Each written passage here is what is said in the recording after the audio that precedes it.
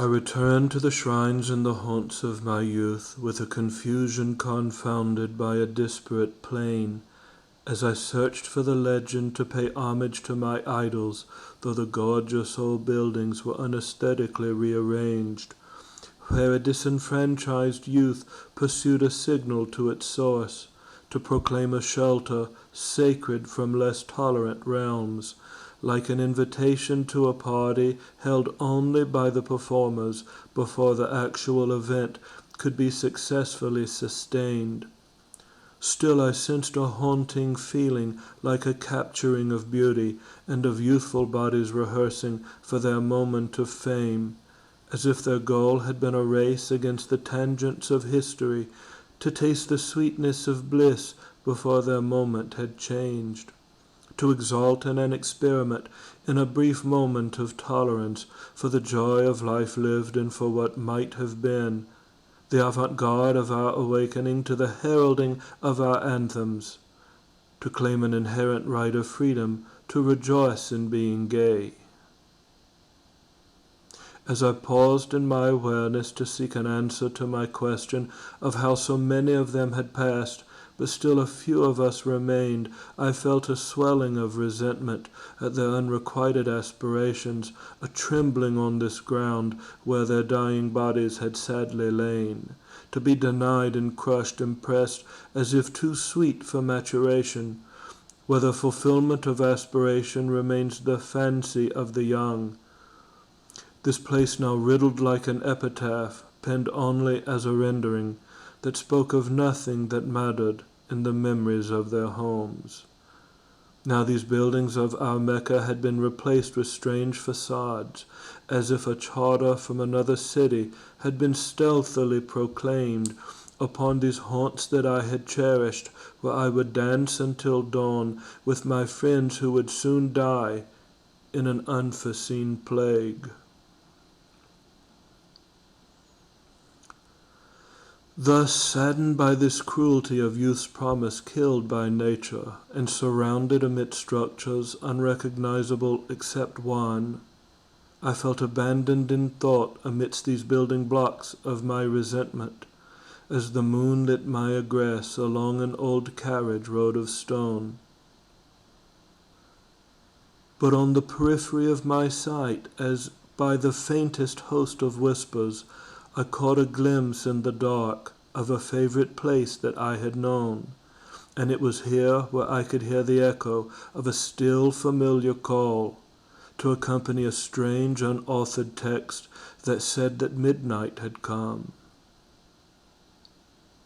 Then as I walked along the path, I could hear the rhythms of the era, exclaiming the testaments to survival in the lyrics of their songs, as I felt entranced by the glow that lit the inside of the building, while by the moonlight outside its point of entry strangely shone. Though I was stymied to continue by a reanimation of my memories, and turned with fear to flee this feeling of facing matters unresolved, a gentle breeze assuaged my shoulder, like the touch of old companions, while in its cast the door blew open, as from a veil of beer and smoke. And as I stepped into this realm, in this confusion of recollections, which lay untriggered in sublimation from my pain of bearing loss, I could see the drama of their lives, shaped by the gestures of narration, as if by fan dancers in the shadows of tarnished mirrors on the wall. But as I walked into the disco, the music stopped to an accompaniment of hugs and kisses keenly felt, but whose impression lay superimposed amidst the freshness of the dew that lined the glass inside the building, as from the breaths of familiar voices welcoming me back into their home.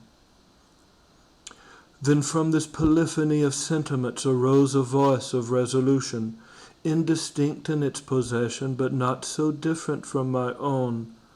like a disembodiment of self-conviction with a balm to heal my suffering, in an epiphany of wisdom to heal the wounds that their deaths had sown.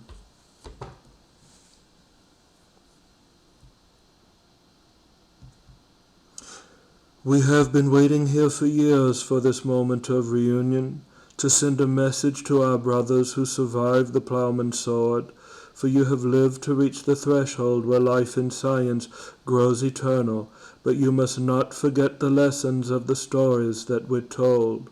We have entrusted you with care to be a steward of our memories, to feel no remorse at our demise for falling young upon the field, and never mourn for our condition as with the guilt of a survivor, for patience surely is a virtue, but impatience knows the purest fruit. And though we did not live long enough to reach the threshold of fulfillment, to know the essence of our wishes and the realization of our renown, we are contented in our convictions which lay pristine from taint or spoilage, where the dignity of our memory is forever protected by our youth.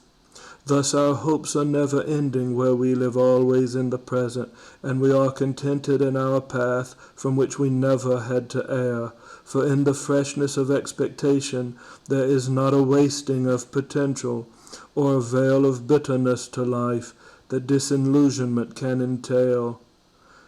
But with your thoughts you can renew us in the sanctity of your memories, where life is still a cabaret and the last dance is never played.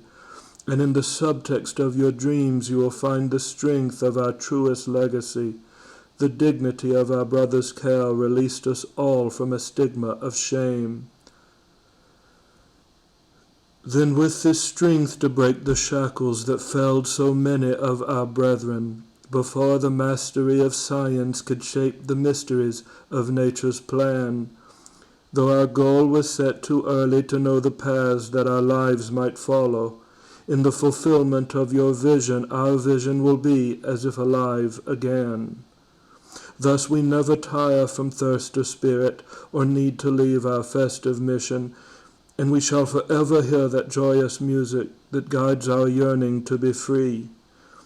as we still live in your inspiration, where our dreams cannot be vanquished, where we will always save a dance for you, where the party never ends.